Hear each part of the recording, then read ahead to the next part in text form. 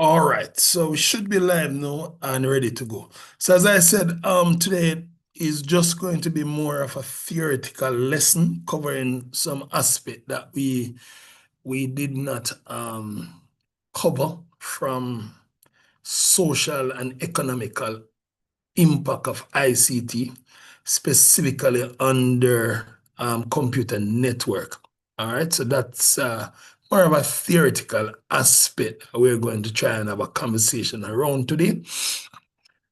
So the end of today's lesson, I expect you to be able to explain computer security, cybersecurity, and computer misuse. All right. I also want you to be able to assess the potential impacts of computer misuse on individuals, organizations, and government. That's usually a paper two kind of question. But no doubt they might ask you something relating to this on paper one, but it's mainly paper two.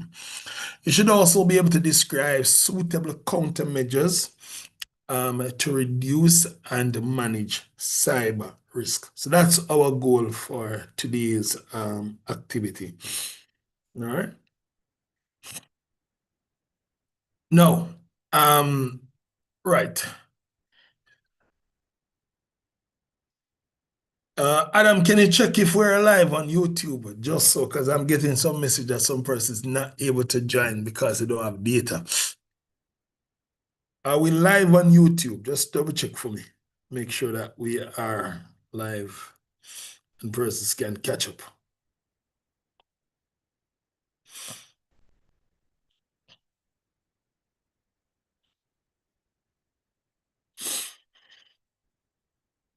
Yeah. Looks Make like sure that we looks live. like we are. Okay, all right, nice. So let's get through this. All right, so the first thing we want to look at is what is meant by computer security. Very straightforward, computer and security. So security has to do with all the steps or actions that we take to make sure that our computer is safe, our data is safe, and of course, it's relating to computer. So to put it together, computer security refers to the protection of computer and data from damage, theft, or unauthorized access. All right. So there are different ways that data can become damaged. It could be that you lost your data. Maybe you store it on your computer and you accidentally deleted it. It could also be that you are trying to store two pieces of data with the same name and one override the other. It could be that you have a virus on your computer and so your data becomes corrupted and affected. It could just be that someone logs into your computer without permission as well and decide to steal data. Hence, we talk about data theft in one sense. Or it could just be that someone impersonate you. They steal your credit card, your debit card, and they're impersonating you. And in terms of your computer or your network, unauthorized access just refer to maybe someone brute force your password. By brute force, we mean trial and error. So they kept on trying different passwords, combination of characters until they have been successfully able to get into your phone or into your computer. So when we talk about computer security, it is therefore focusing on, if we could summarize it, we could speak about protecting your hardware, protecting your software, protecting your data, and also ensuring that your system is working correctly.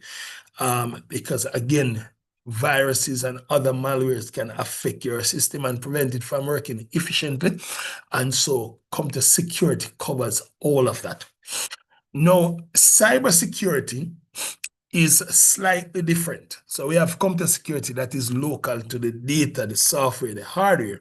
But cybersecurity now spans talking about network. So we're thinking about the internet, we're thinking about network, we're thinking about systems, right? And we're thinking about safeguarding ourselves from cyber attack. That word cyber implies that someone can access or do something to your computer remotely as well. So this one now focuses on online threats.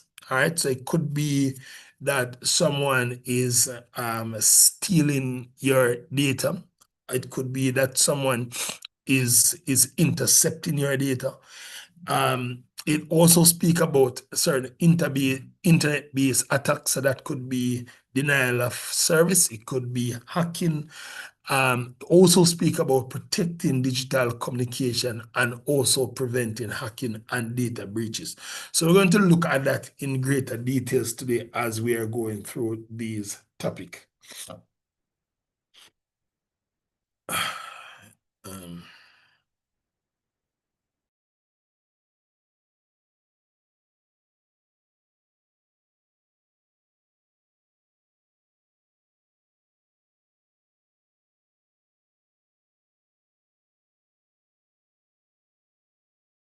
right. Now, as I mentioned, some examples of certain online threats are going to include hacking. So let's talk about what we mean by computer misuse. So computer misuse is any improper or illegal use of computer systems and network. So if I use a computer to create a virus that I'm going to spread to destroy people's computer and their data, that's misuse of computer. Usually any crime that a computer is used. So if someone you probably consider scamming a misuse of computer because you're using computer to cheat our phone electronic device to wrong someone out of their proper resources. So once you're using a computer improperly, all right, to whether to gain access to system, exploit data, you are guilty of computer misuse. So computer misuse is done by individuals. Could just be persons who are doing it individually. It could be a group of people. It could be an organization that is set up to actually do this. And again, some examples of computer misuse is going to include hacking, piracy, cyberbullying, and identity theft. Remind me, Ashley, what is meant by hacking? What really is hacking?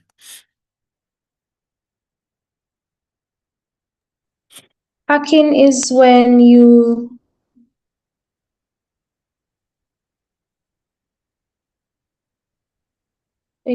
hacking is when you use devices and access another person's account or computer system when it's unauthorized.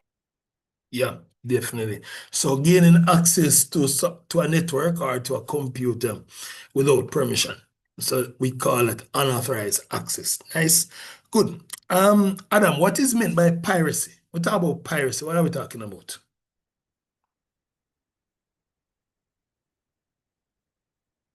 Sir, piracy is like getting something you need to pay for online illegally, as Mm. in like a movie, for example, you pirate the movie, not paying for it, and then you give it to other people without them paying for it.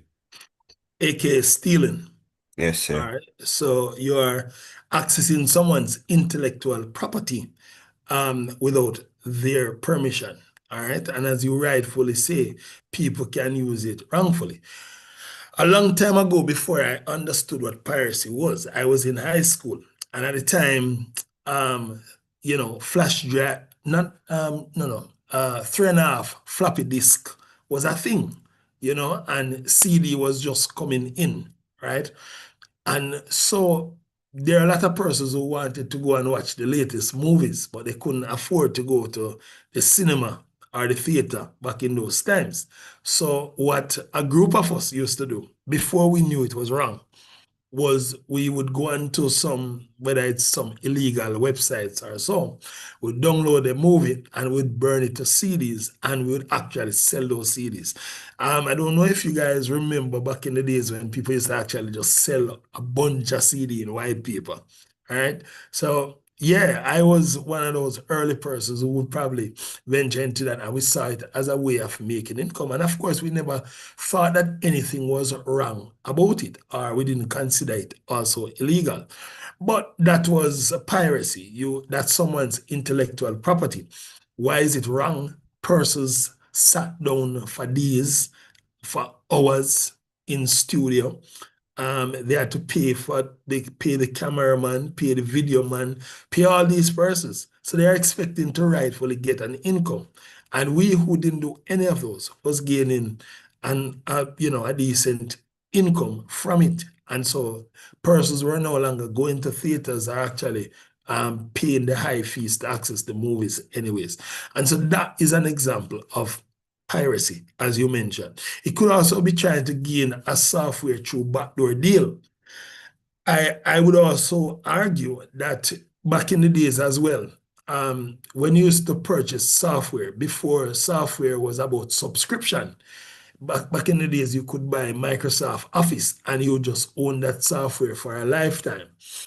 And what used to happen with that is I would just buy one of that, and then I would probably just walk around and sell it to everybody who needed Microsoft Office.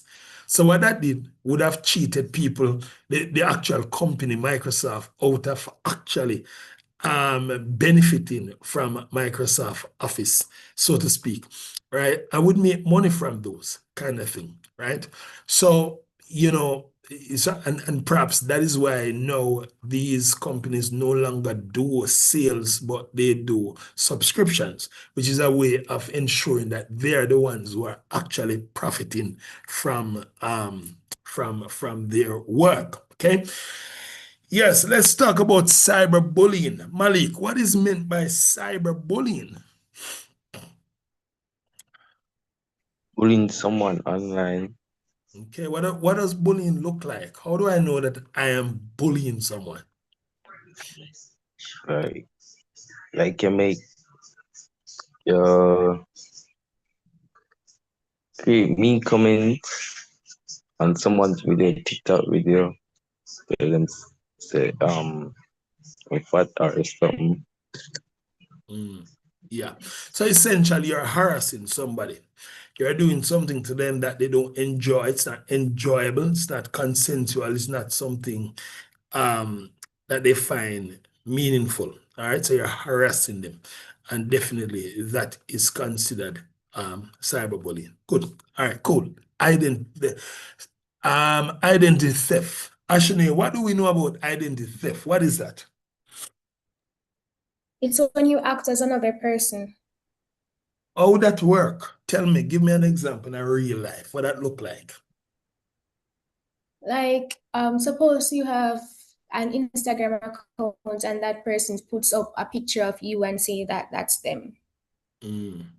Okay. All right, cool.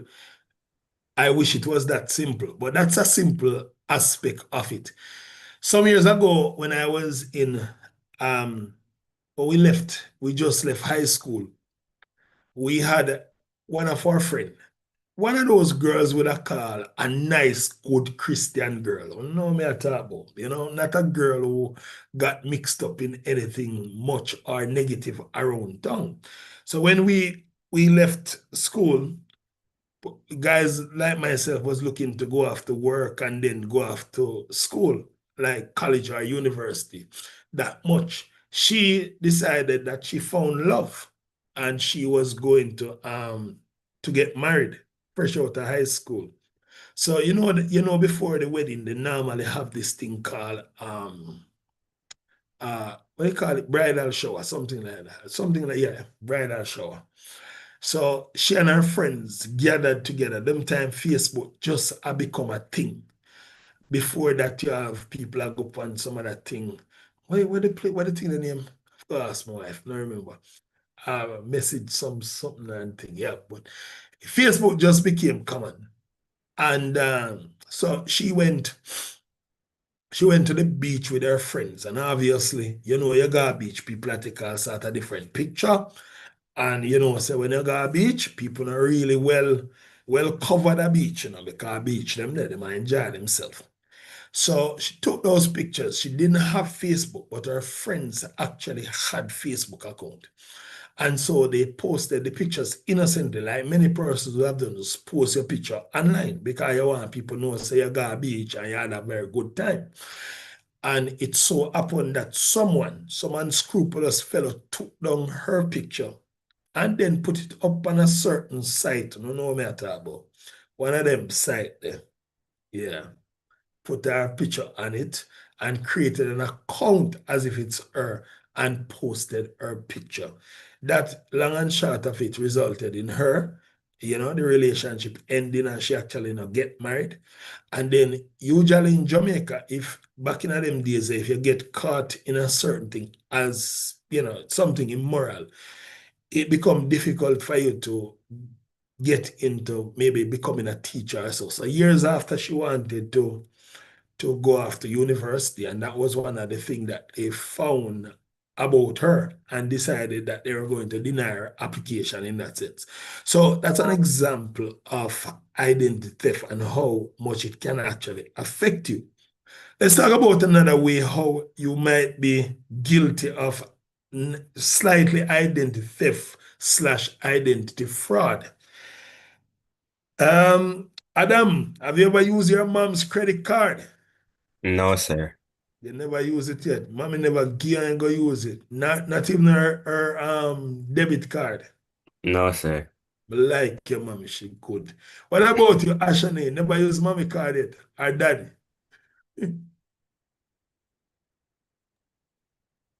Yes, sir, but not for personal use. It no matter. You're still guilty.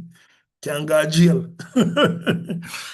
What I have done it before. I've given my children my card to go and use, but that's not actually a legal thing to do, because when that transaction is done, the bank thinks that that transaction is committed not by you, the child, but by the person who actually own the card, and we can't give permission. The agreement is between the bank and your parent to that your parent would be the sole user of the card.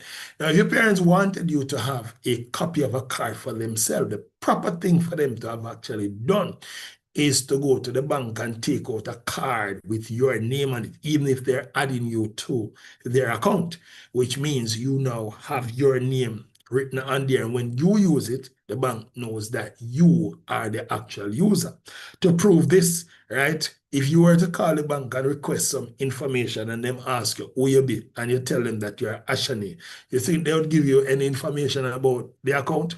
No. Even if you say, but mommy say you can tell me, daddy say you can tell me, they will still not give you the information, because quite frankly, it is fraud to use somebody else's card. Actually, I'll give an example of that. Some years, maybe 2 years ago in America, this young lady went missing, and when they were looking for her, they began to chase the cameras and also chase her card to see when it was last used.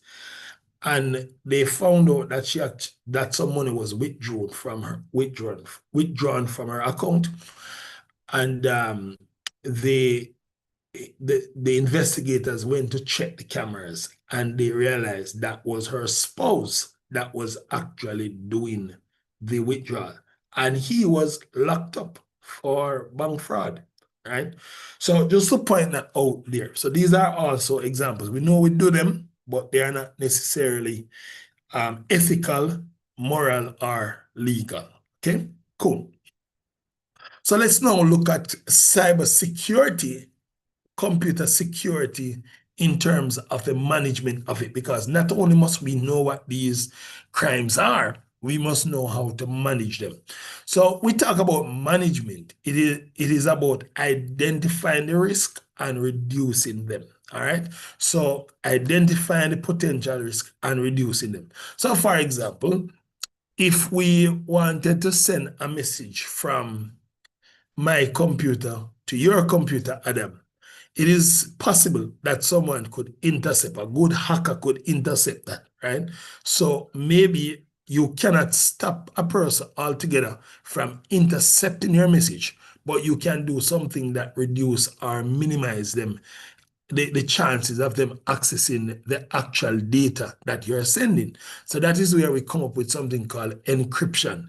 Encryption is really just scrambling, or the process of converting your message into a form that unauthorized people cannot gain access to. So that's a way of minimizing. Okay, you find that you have some thumb drives around, and these have classified information on there. Maybe you want to get a filing cabinet with a key on it, lock and key, and you want to physically lock it to ensure that no one can gain access to it. So that is what we talk about. We talk about the management of it. All right.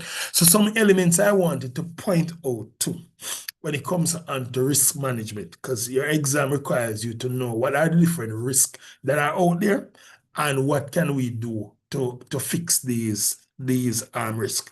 So one of them I want to point out is vulnerability.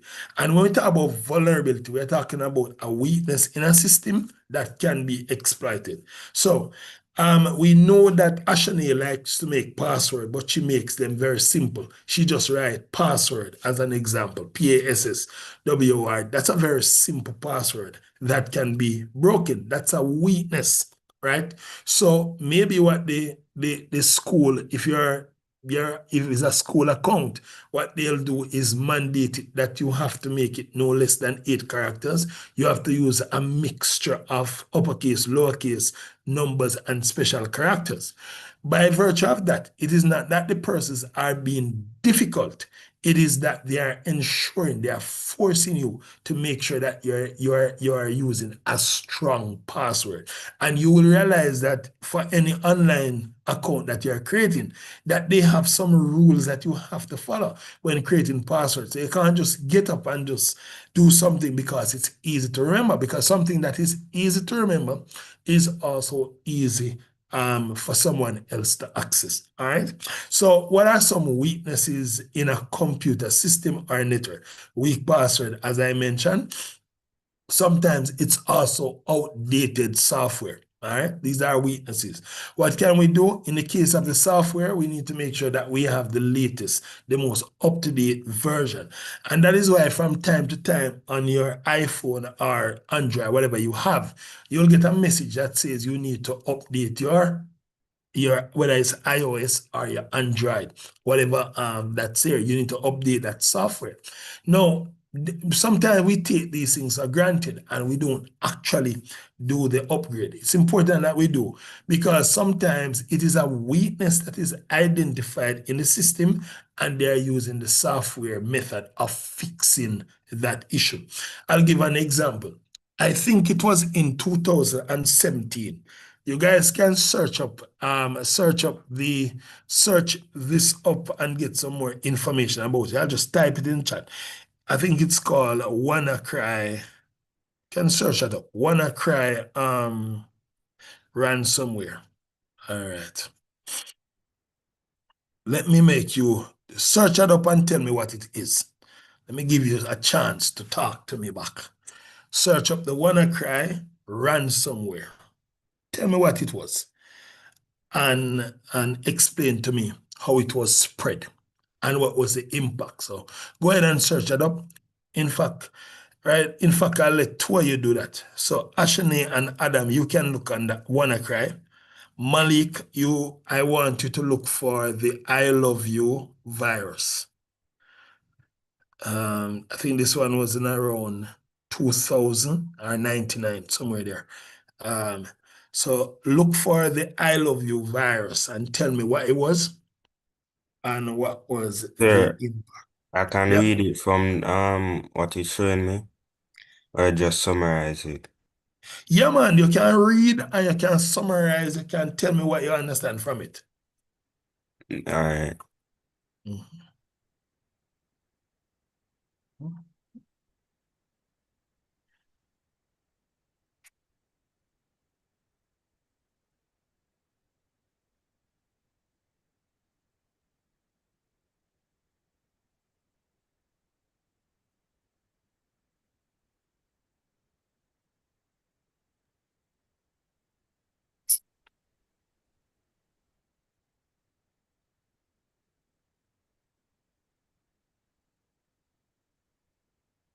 So it says the So I WannaCry. can read it now.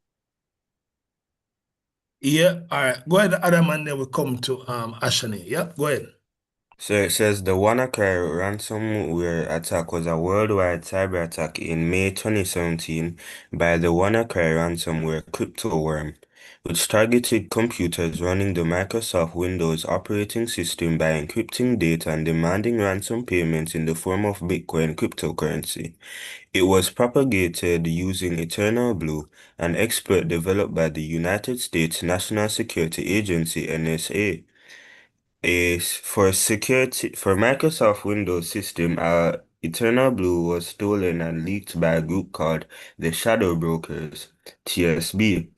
A month prior to the attack, while Microsoft had released patches previously to close the exploit, much of WannaCry's spread was from organizations that had not applied to these patches or were using older Windows systems that were past their end of life. These patches were imperative to cybersecurity, but many organizations did not apply them, citing a need for 24/7 operation.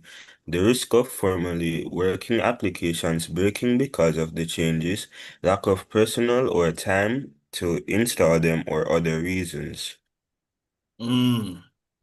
Okay. All right. So what we found out from that, yeah. Yeah, actually, I sent you a different one to look up in the meantime. So basically, what had happened was that in the year 2017, yeah, Microsoft noticed that there was some weakness with the Windows computer. So they sent out an update to all users of Windows computer and tell them update your Windows. But you know, sometimes when you update your software, it also changes the features and the behavior of your computer as well. Yes, So a sir. lot of people worldwide decided that they were not going to update theirs. And so what happened was that the hackers now realized that a number of persons didn't fix the weakness.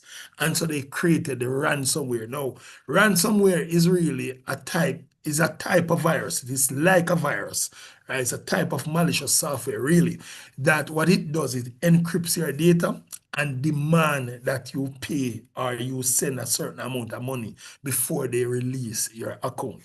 And so it was millions of computers across the world that was affected. In fact, if I am not wrong, even the NHS, the National Hospital in the UK, I think it cost them something like £4 million, right, for Wow. that one attack alone. So these are things we point out. So that's a weakness on your computer, on your phone, as an individual, you fail to update regularly and do it when you need to. Another weakness is not having like an antivirus on your computer, right? Because you're likely to experience some form of consequence because of that. All right. Yeah, Yes, thank sir. you for that. Cool. Nice. Yeah, Malik, did you find out about the I love you virus? How did that one go? Yes, sir. Uh, Mhm. the I Love You virus was a destructive computer worm that infected Windows computer in May 2000, appearing as an email titled I love you with a love letter attachment to trick users and spread via Outlook contacts, and was created by Filipino student originally intended to steal internet password, and the virus destroyed data by overwriting them. Nice. Do you know which famous day in 2000 that they would send out a I love you type like that? Do you know which famous day that was sent out? Valentine's. Valentine's Day. So back in those days, what they would send, it was common that people, like no, I don't know, I didn't see much of it this time around, but they used to have these generic messages that were sent out about Valentine's or something about I love you and all that. So first we're just getting these random messages in their emails, and we're just clicking on them, not knowing that a virus was actually attached to it. And notice the difference between the ransomware and the virus. The ransomware encrypts the data, and then the attacker demands money to unlock it. With the virus, notice what it does. It corrupts the data. it replaces the data, it overrides the data. It basically allows you to not have access to your data anymore. So that was another dangerous one that's out there. So what's the weakness in that? Not having a antivirus on your computer system. All right. Yep. Ashni, tell me about Lockbit. Lockbit is a new ransomware attack in a long line of extortion cyber attacks. Formerly known as ABCB ransomware, it has since grown into a unique threat within the scope of these extortion tools. Lockbit is a subclass of ransomware known as cryptovirus due to forming its ransom requests around financial payment in exchange for decryption. Yeah. Yeah. It Yeah. focuses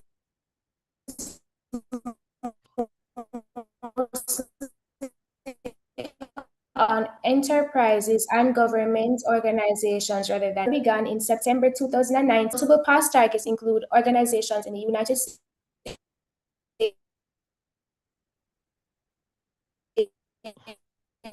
China, India, Indonesia, and Ukraine. Additionally, various countries throughout Europe have seen attacks.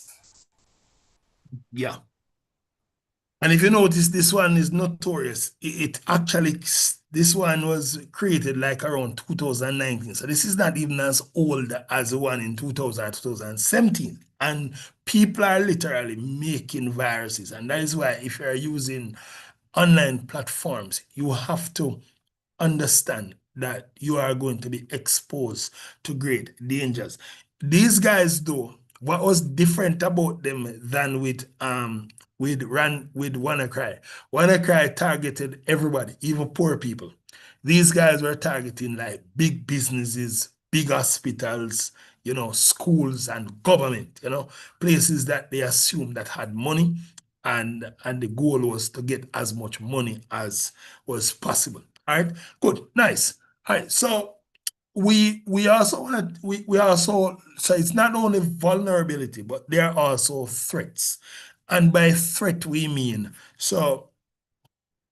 that anything that can cause harm to a system. All right.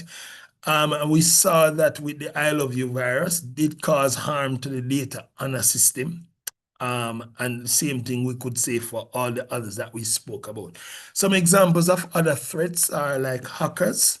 Malware actually stands for malicious software, and there are different types of malicious software. So we have virus, we have worm, we have spyware, we have ransomware, we have adware. Am I missing any? We have Trojan horse. So we have different types of malware that are out there. Now, we also have other threats like natural disaster. You guys just experienced one in Jamaica, Hurricane Melissa, right? So your network, the devices that you have connected to your network need to be protected from natural disaster. So maybe you need to make sure that they're not close to windows where water can, or you make sure windows are closed. You're also making sure that you have surge protectors in the case of lightning. What you're doing is to try to safeguard your network, so to speak. All right. Another element of risk management is attack. And when we talk about attack, we're talking about when a threat exploits vulnerability, kind of like what I spoke about with the hacker guessing your weak password, right? We call that brute force. All right, that's a brute force attack. And then the fourth thing that we notice as well as another element is countermeasure. So this now has to do with what action can be taken to reduce or to eliminate the risk. So in the case of virus, we could solve that problem by installing an antivirus software.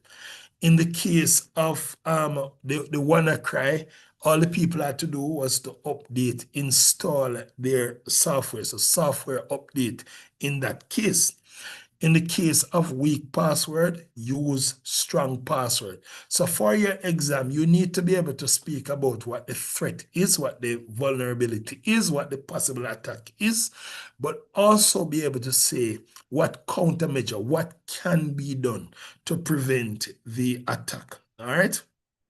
So if I could sum it up into kind of a diagram, I would probably use the one that I have on screen. You need to know the threat, the possible exploitation that can come, the vulnerability, the causes, what is causing this. You also need to know the type of attack, the countermeasure, and the goal of this is ultimately to reduce the risk itself. So what I'm going to do now is to look a little bit more detail at computer misuse. Now, one aspect of computer misuse, which we already spoke about, is cyberbullying, and this is just using digital platforms to harass or to intimidate others. Now, for your exam, you need to know what kind of impact can this have. If I go to social media and I start to post things about Ashani that are not true, with the intent of just making her unhappy and all of that, this can cause emotional distress. It can cause depression. It could cause Ashni to start performing poor in school. All right. So again, we need to know what are the potential misuse that are out there and what impact can they cause. Now, another one which we lightly spoke about was the transmission of viruses and malware, and we did talk about some of them, right? So we talk about malware again. We say malware stands for malicious software, and they are designed to damage or to disrupt systems. So no one makes ransomware or virus with any good thing in mind. It is always to do something that is bad, all right? Now, what are some of the impacts? It could be the loss of data. It could be financial costs, because if your computer stops working, if I create a virus that crashes your computer, you're going to have to replace that. That's going to cost you money. But not only money, maybe you will not be able to do any work for the next 2 weeks until you can afford to buy one more. So there's a system downtime. And you could talk about all the other impact that come with that. You're not able to do schoolwork. You're not able to function. That could also lead to mental health issues as well. Now, the next thing I want to talk about is a phishing attack. Does anybody know what a phishing attack is? Have you ever heard the word phishing before? P-H-I-S-H-I-N-G. So not talking about F-I-S-H-I-N-G. Have you ever heard about phishing attack? No, sir. Yes, sir. Okay. Someone said yes. So let's hear the person who said yes. When you retrieve information from a person's computer. Well, not really. So phishing attack is, phishing actually means that someone sends you an email pretending to be a legitimate organization. So let's think about your school, right? If I'm going to send you a phishing attack, the goal of it is to get you to give me your personal information. So maybe I'll write an email and I say, dear Malik, this is Mr. James from, Garvey Massey, right? I know Garvey Massey, I go again, Marcus Garvey High School, yeah? And maybe it have even the logo on there. And then on there, I'm like, we have this competition that is coming up and we'd like you to be a part of this competition. But to be a part, you need to click on the link and follow the link and complete the information. Now, when you follow that link, it takes you to a separate area on a site or on a different page. And it's requiring you to enter things like your first name, your last name, your mother maiden name, stuff like that. And you go ahead and just click it, because to you, it is coming from a legitimate organization, something that you expect. But it's really an attacker that is luring you out by just basically collecting your information from you. All right.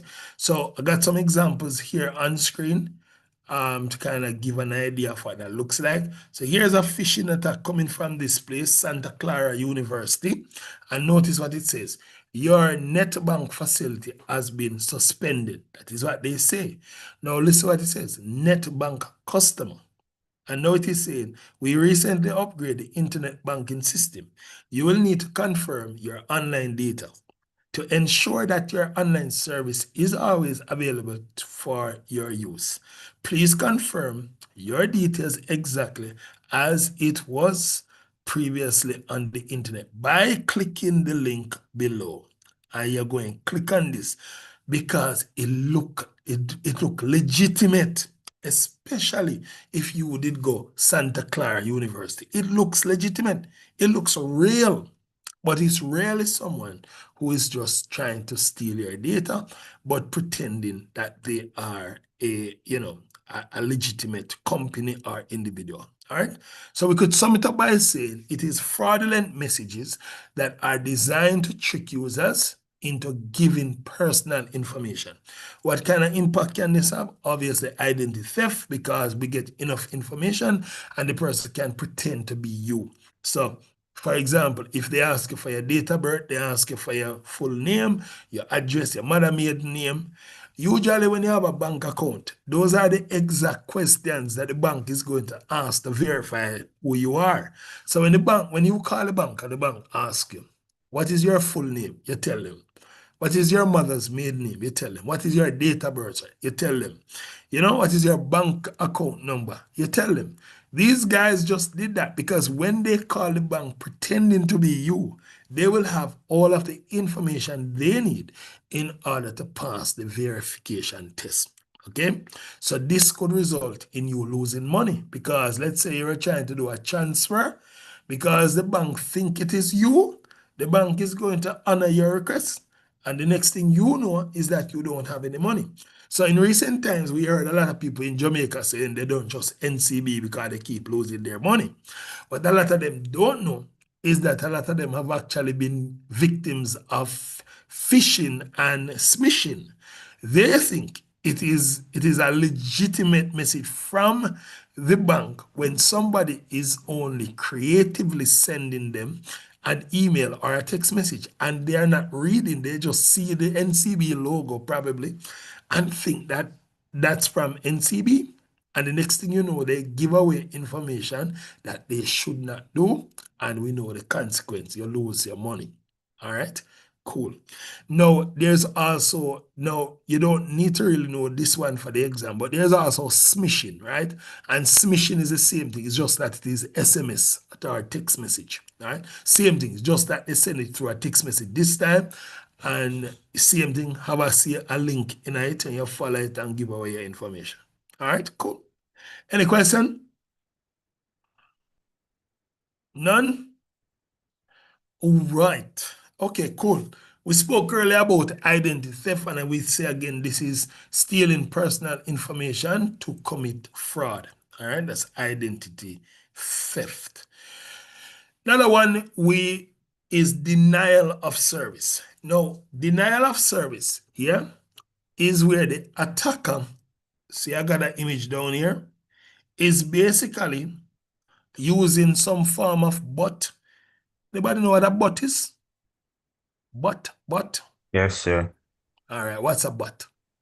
Sir, a bot is like artificial sort of intelligence that sends out different messages, doesn't sleep, just constant. For example, companies use automated bots, like if, Chatbot, yeah, and they have like chatbots. at the bottom of the email, they said, do not respond because this is an automated message which is sent by the bot. Thank you. Right, excellent. Very good thinking right there. So most of internet traffic is actually bots. People think it's real people, but it's not. So just because you see somebody having 2 million followers on Facebook or 3 million subscribers, that does not necessarily mean those are actually real people. All right. These things could have been generated. So a bot can be used to do just about anything human being do. A bot can be used to create fake accounts and to follow and subscribe and comment. And that is why, social media is so dangerous that you might post something and 1 million people come under your post, quarrel with you, and I tell you something, make you feel bad. Though it's not every time. I know with small people like us, is real people commenting on our thing. But for more people who are big influencers, those are not necessarily people who is commenting. It is just bots that they're using to create those negative messages. All right. So we have bots that are good. As you mentioned, we have chat bots. So nowadays, you get one little chat box somewhere and it asks you, tell us your problem, and you explain your problem and you get some response. That's a good use of a chat bot.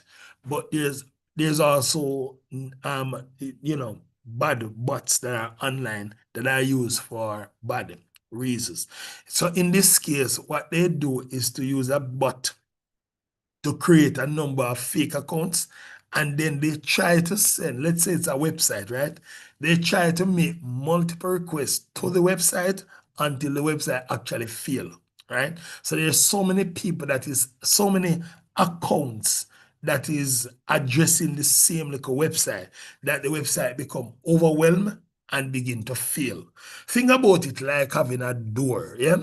If we have, let's say we have 1,000 person trying to open a door, to get through a door all at once, you're going to break down the door.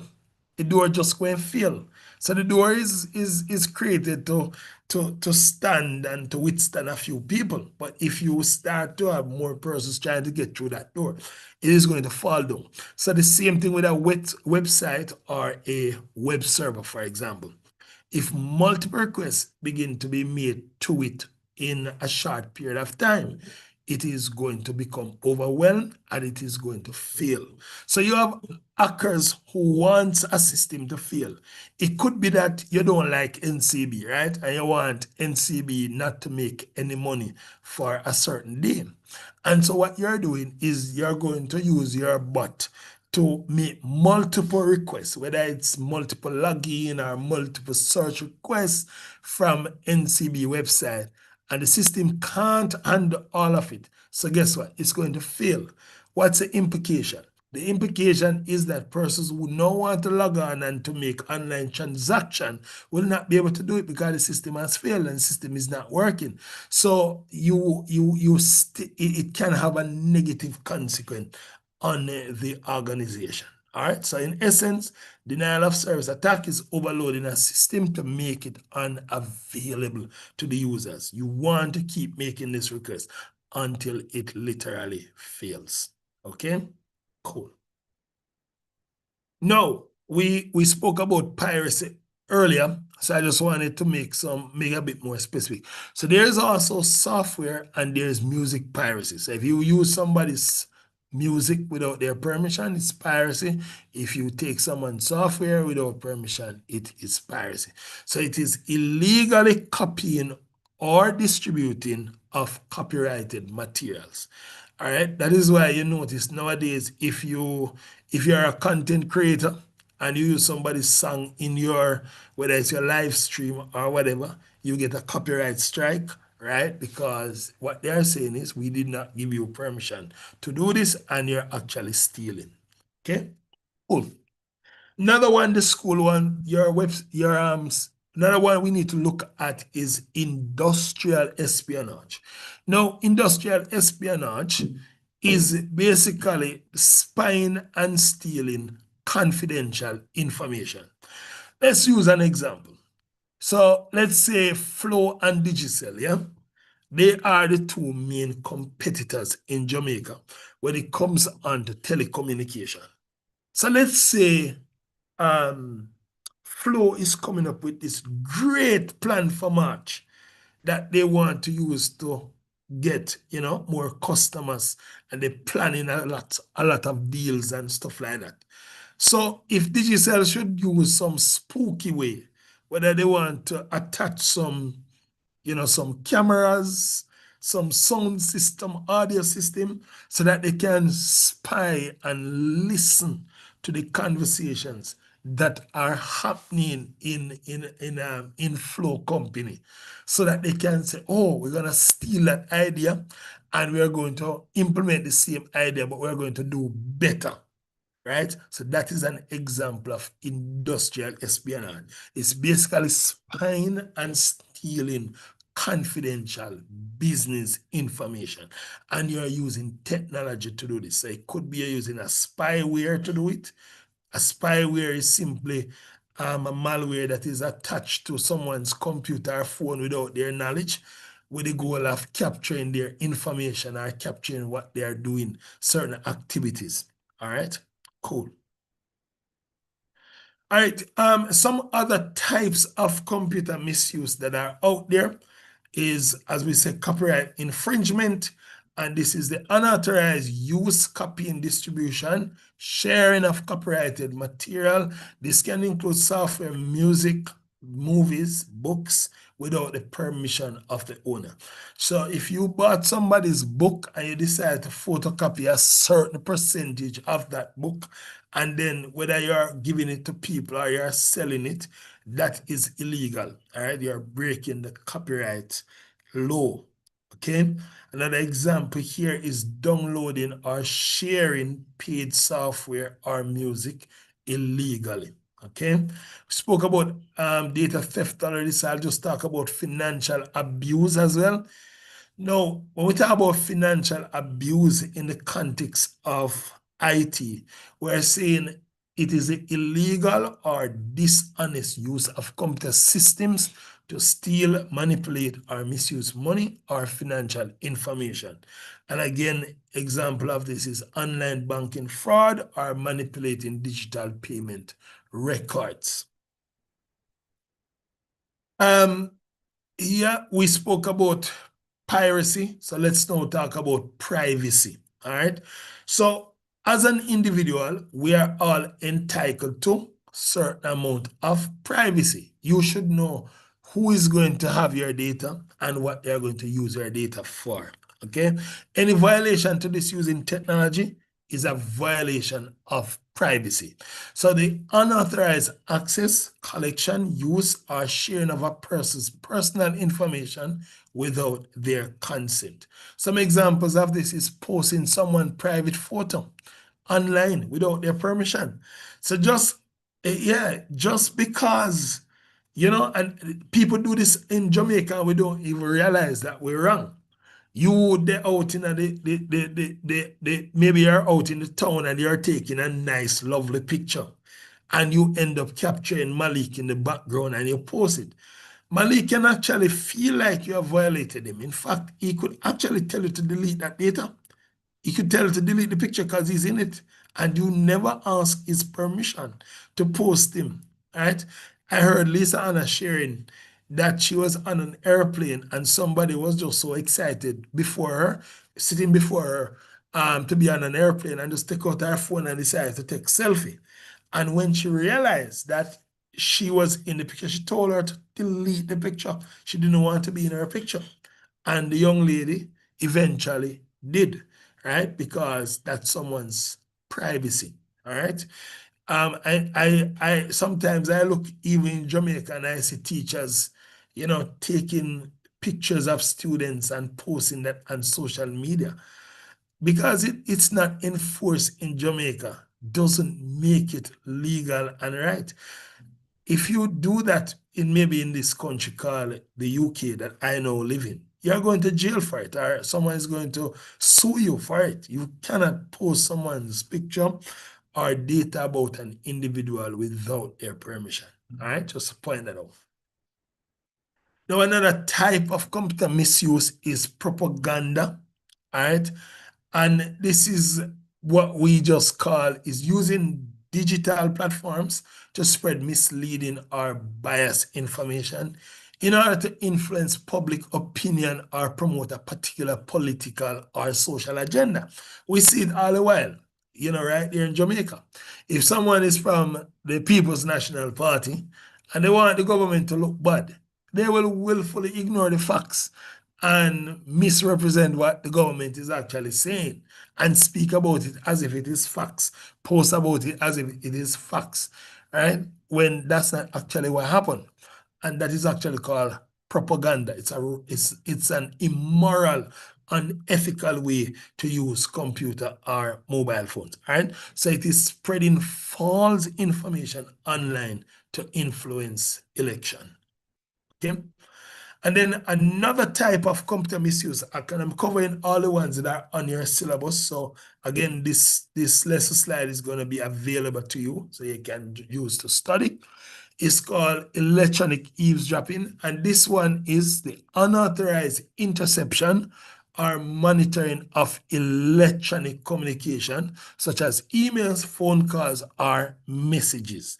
So an example is hacking into a network to secretly monitor private emails, or it is attaching a spyware onto someone's computer to illegally gain information from them, right? That is what we call electronic eavesdropping, okay? Now, another thing here is what we call online publication of obscene material. Now, we see in, I think there's a recent case in social media where someone posts some inappropriate picture and video of somebody. All right. And I just want to make sure people know that that is also illegal under I think is the Cybersecurity Act recently. Yes, in fact, the government is now taking step to make it illegal for anyone who do that kind of revengeful activity to end up in prison. All right, so this we are speaking about the sharing or distribution of explicit, offensive, or inappropriate content online, especially content that violates laws or community standards. An example is posting illegal, explicit images on social media platforms. Very, very important that we pay attention to this. All right. So, as we get ready to conclude this lesson, we then need to look at what are the impact that computer misuse can have on one, the individual, two, the organization, the business, and also maybe the government. So let's look at it. So individually, yeah, as we said, that cyberbullying can cause emotional harm. Phishing and identity theft can cause financial loss. You lose money. Any of them can lead to reputational damage, loss of privacy. Okay. An example here is a student is tricked by phishing. Yes.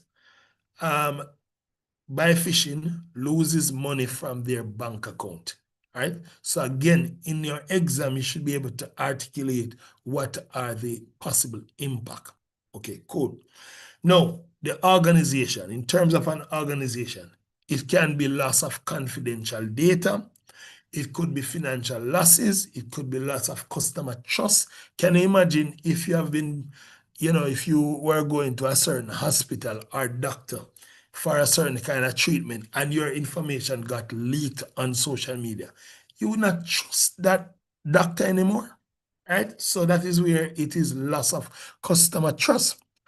It is also, it could be legal penalties. Of course, when you do these things, someone can sue the organization and the organization can lose significant amount of money. It could be business closure. It could be that bad because if you leak people's information and they begin to spread this through social media, other people might take steps and not want to do business with the company. And so there's a very poor and bad reputation. Another example is from a DDoS attack, right? If you shut down someone's website or their server, they are now not able to serve their customer. So they have to close their businesses, all right? Now let's look at what kind of impact it can have on the government, all right? Obviously, if you're leaking sensitive information, that's why government keeps something secret and they don't tell the public everything. If someone who works in government begins to leak or to gain unauthorized access to details that the government don't want to, sensitive data that they don't want to share, right? It could result in national security threats. It could be information. Let's say the government know of a threat that is happening, but they are thinking about what's the best way to tell the people. And you went ahead and leaked it before. It could cause public panic, right? Um, yeah, there could be loss of sensitive information. There could be disruption as well in public services. And an example is cyber espionage targeting government systems. All right.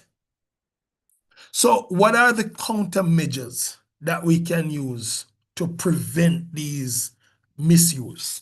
So, in terms of protecting your data, you want to be able to back up and have some form of recovery procedure. All right. So what we mean by that is regularly store your data. Don't store your data on one single device, right? Store it on multiple devices. Send it to multiple emails. Make sure that you have off-site storage, so you don't just store at school, but you also have a copy stored at home. And in the case of government, make sure that you have a copy of people's data stored, um, you know, at a separate space, right? There's also what? A disaster recovery plan. So in the event that there is a storm, what steps are you going to take to make sure that the network is not affected, negatively, and that people don't lose their data? Those are things to think about. Now, in terms of your actual computer network, you might need to install a hardware firewall. Now, what is a firewall? All right, so if you look at this image here, these represent firewall. They are meant to protect the network by filtering traffic. So everybody, notice here, everybody on this network who is trying to gain access, it is making sure it checks that this is an authorized person who is supposed to use this aspect of the network. If not, it's going to block them. And if you notice, you have one here, just making sure that if you're trying to gain access to the server, you have to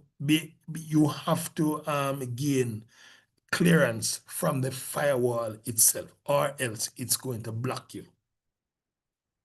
Another measure that can be put in place to protect yourself is what we call intrusion detection system. And this just detects suspicious network activity. So it sieve your network and check if someone is trying to gain access to your network without your permission. All right. Another one is biometrics, and all of you somewhat use this. All right, so it might be a fingerprint scanner. So you want to gain access to your phone, or or your computer. You probably want to use fingerprint scanner. Adam, you wanted to say something. Yeah, so I was going to say they use it at the airport now, and almost every airport. Which one is that? The biometrics? Biometrics, yes. Oh, yeah, exactly. Right. So there you go. People are finding other ways to safeguard their data. It could be facial scan. I noticed now a lot of things that the government is asking me here in the UK to sign up. They want me to use my face as part of the security. Yeah, they're using iris to open doors and stuff like that. And I know people in Jamaica is going to say this is the mark of the beast, but yeah, it's actually different ways that person are coming up with to safeguard their data. All right, cool. Some other ways that you might need to put in place to safeguard your data. It could be strong password, as we spoke about. It could be multi-factor or two-factor authentication. Anybody here use two-factor authentication? Me, sir. Yeah. Tell us what is two-factor authentication. So, like, normally you just ask for your like password and stuff, but Mhm. then for the second verification, it sends a code to your email, and then you have to retype the code into Yeah. the site you're trying to enter. Excellent. To make sure it is you. Nice. Good.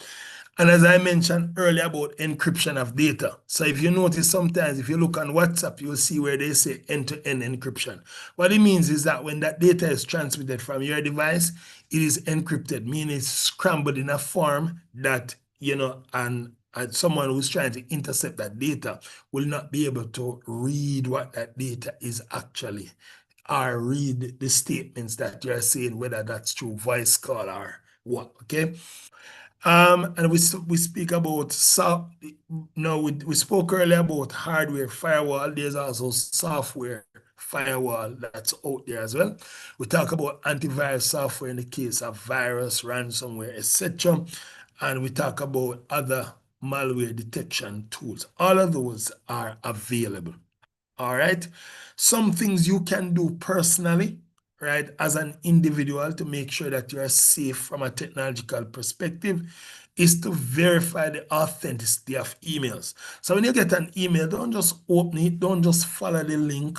Maybe you need to call if you get an email from your school, maybe you need to call your school and verify that they did send you an email. And some cases tell them to resend the email to make sure it's the same email that is actually sent to you. That's something that persons can do. You also want to check the website URL, right? So make sure when you look at the top of the search bar there, it's a URL that is legitimate, all right? Avoid suspicious link. If you get an email and it's just suspicious, maybe you should avoid it. Don't use public Wi-Fi. Avoid using public Wi-Fi, all right? Because your data can be intercepted. Always remember that. Secure your mobile devices using PIN password or other biometric format. Also adjusting your social media settings to privacy. I know that because most people who have social media is trying to make a money from them accounts, so it makes no sense to make your account private because only people who follow you will be able to view your content and people want maximum view. That's the reality. But you also have to measure, the amount of money you make with the privacy you have. Try and balance it. All right. Yes, Adam? Sir, I'd recommend if using public Wi-Fi, you have a VPN installed in Mm. whatever device you're using. Yeah. Yeah, that's one way, but the VPN doesn't necessarily protect you. What the VPN actually does is make it appear like you're in a different country. So basically just give you because every device that is connected on the internet has an IP address. So it basically gives you an IP address in another country. So it makes it look like you're there. That doesn't safeguard your data itself in terms of protecting your data from being hacked or you know, um, becoming corrupted. So yeah, Um, yeah. So that's something to bear in mind. And yes. another thing is to avoid oversharing personal information. So always, put a lid on how much you share. Remember the story I tell you about the young lady?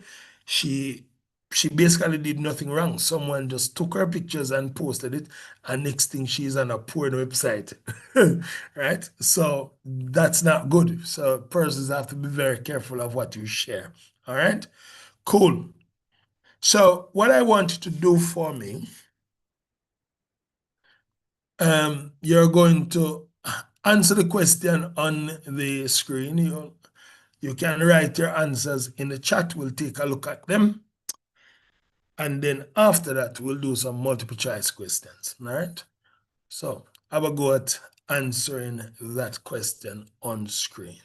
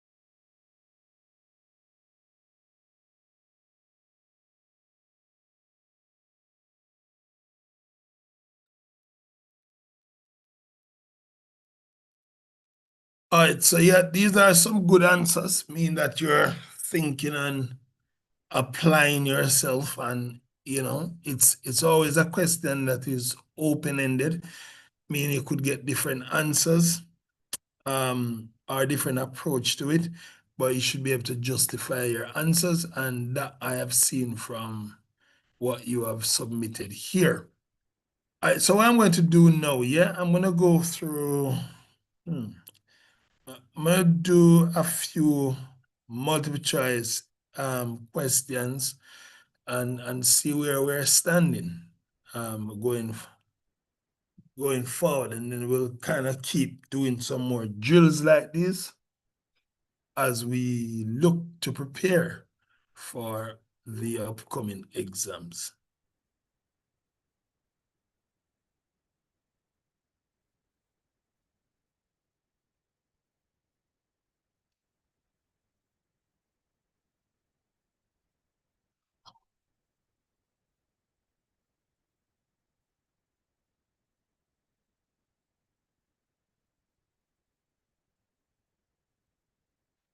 All right, cool. So let's get into today's multiple choice. All right. So how we're gonna do it now? We're gonna just type our answers, maybe.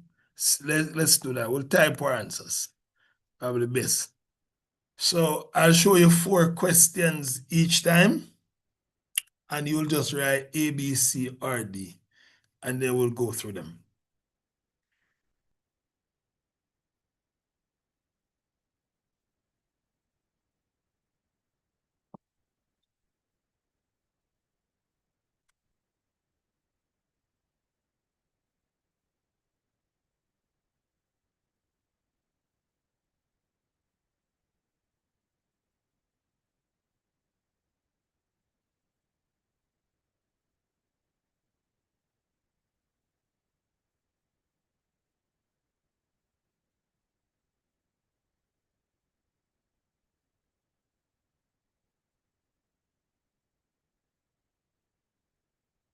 Yeah. So there are 4 of them each time. So just write the 4 answers all at once, and then we'll go through them.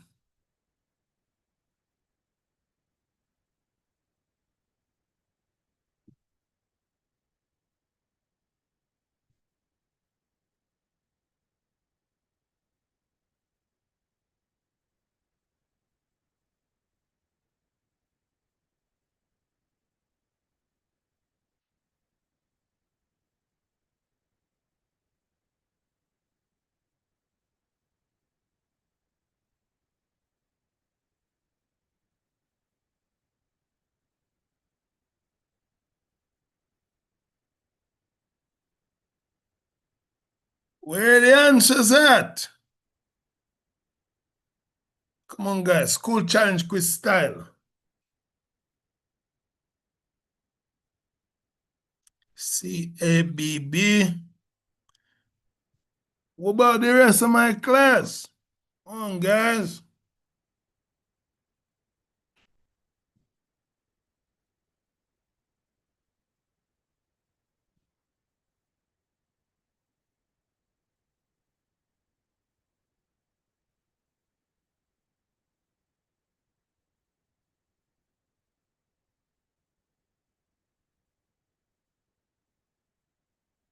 All right. So let's see how much we got right. Let's check them. So first one up.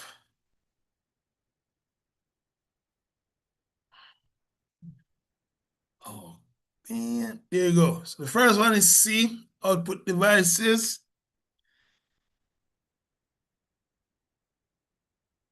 2, information. So that's A. Keep track of your score, guys. And then next one is Internet Explorer. And the last one there is data stored and accessible on a LAN. So that's B. Keep track of your score. All right, next.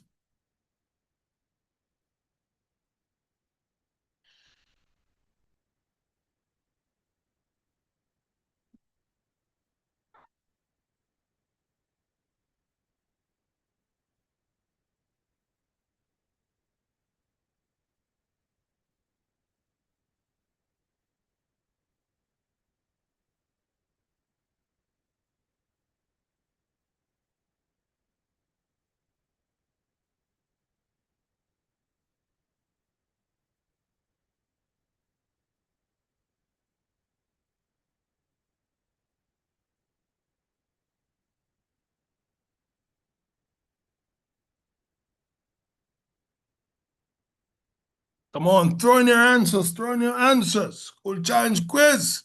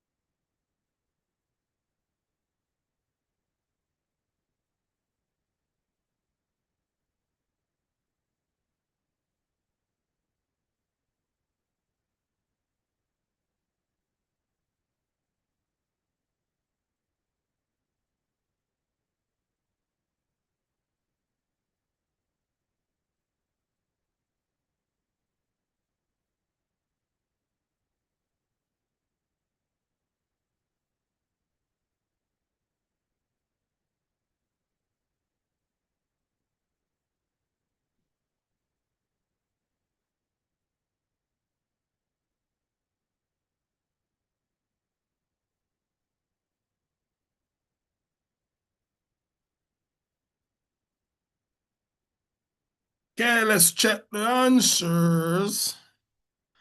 All right, remember to keep track of your score. So on 5 is Windows operating system. 6, sensor. 7,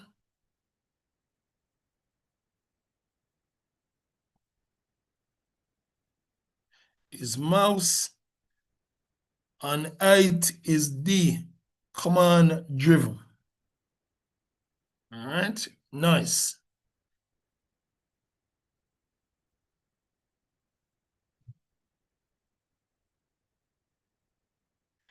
Next.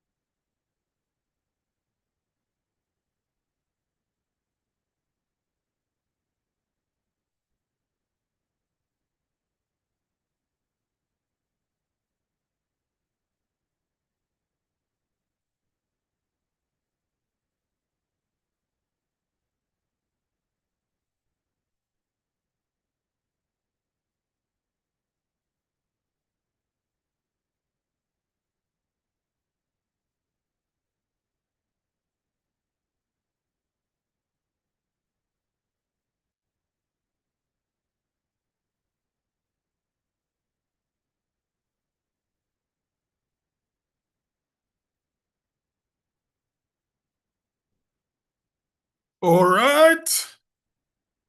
Let's go and check our answers. Keep track of your score. Keep track of your score. See how well you're doing. So number 9 is A, 3D printer. 10, LAN, which is D. 11 is B, Wi-Fi. And 12 is D. So that goes to A, D, B, D. All right, cool. Let's move on to the next one.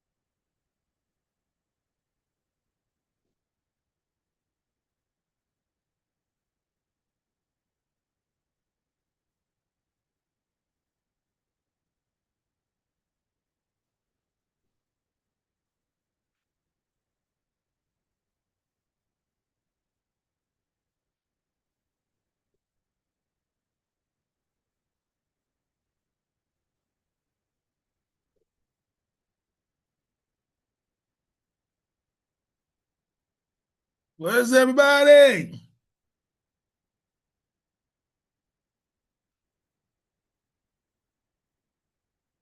All right. Remember to keep track of your score. Good.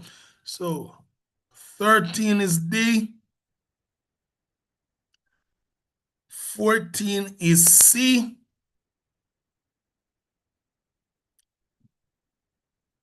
15 is D. And 16 is A. Okay. Now let's move to the next one.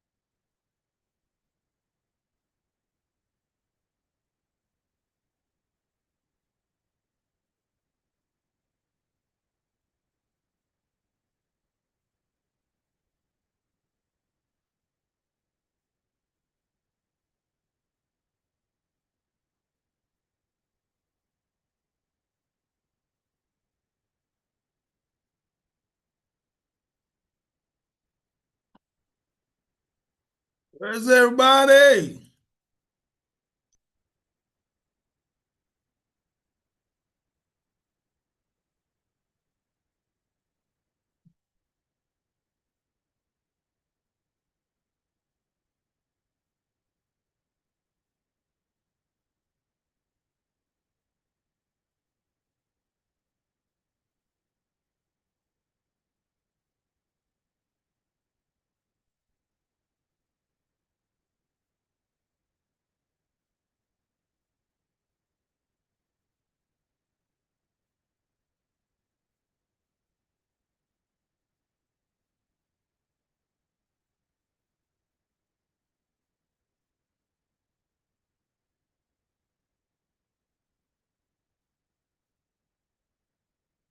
Where's Adam?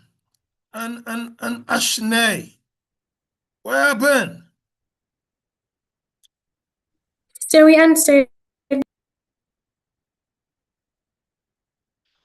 You guys answered already? Yes, sir. Yes, sir. I'm sounding here weird. All right, let's see how much you get.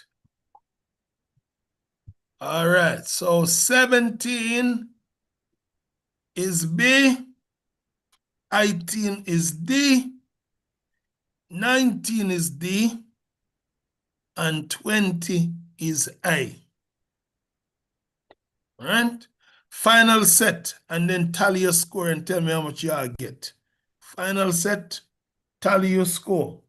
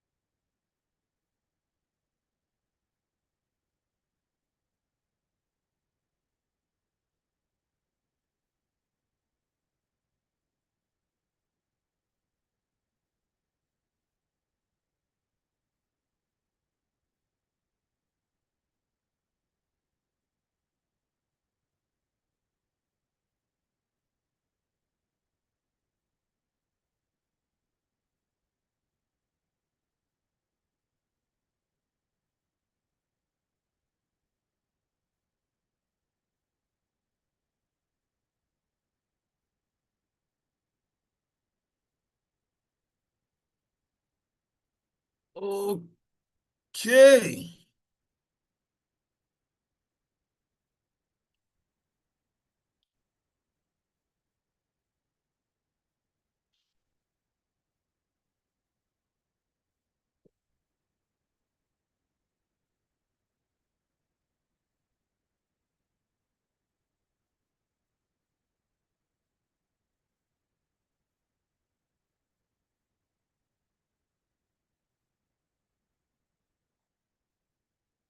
We sending it now. We sending. You done? Let me know.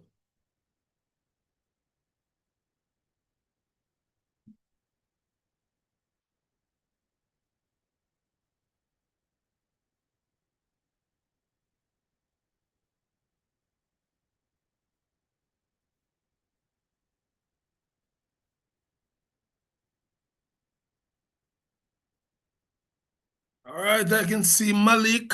I don't see nobody else. Nobody else.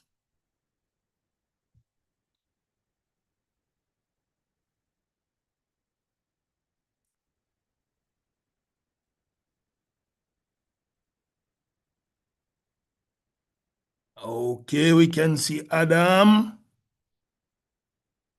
but we can't see no Ashney.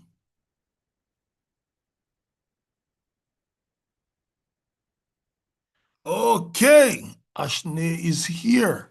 Oh, wait, sir, I sent it in the wrong order. You sent it in the wrong order?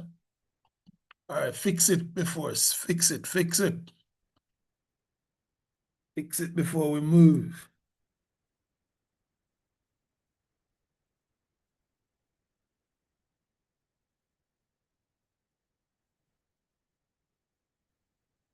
Okay.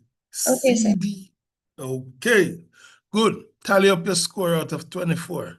Let's see if you get a 1, a 2, a 3. Let's see. All right. So C. Oh, I got this all mixed up. And there you go. So C, B, A, C. C, B, A, and C. Tell me your score. Tell me your score. Tell me how much you again.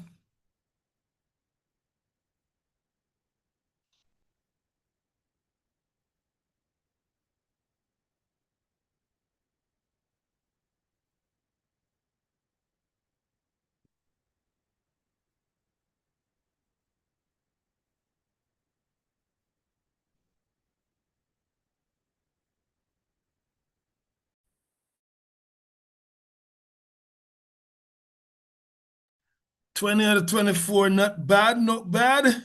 Let's see what the others are. How much you got, Malik? How much you got, Adam? Score 17, 24, 17, 24. All right, 3 and 4, 7 points. All right, not bad, but we want to get better than that. Obviously, when we keep doing this, we'll get there. So this was the 2020 paper, by the way. This was the year 2020 exam paper. So that means you'd be doing all right in the exam itself. All right, we're gonna stop it here for this week. Any questions for me? Any question? Nope. Okay. All right, so keep working on SBS. And those persons who need to fine tune and make sure you get your best possible score. I'm sure if your teacher give you back to correct, make sure you make those corrections. You should be heading to the exam with perfect score. That's what you should try to do. Go for a perfect score in the exam itself. And yeah, start revising, start practicing, read over the stuff that we have covered in this class. Everything is accessible in the classroom itself. And yeah, keep doing what you're doing. I think we're on par to being fully ready for the upcoming examination. As well, maybe over the next 2 or 3 weeks, we'll complete all of the theory that we actually need to know. And then what we'll do from there is strictly exam preparation, showing you how to answer and to improve questions. So we should get there, strong for the exam. All right, thank you so much for your time and have yourself a fabulous evening. Thank you, sir. Same to you.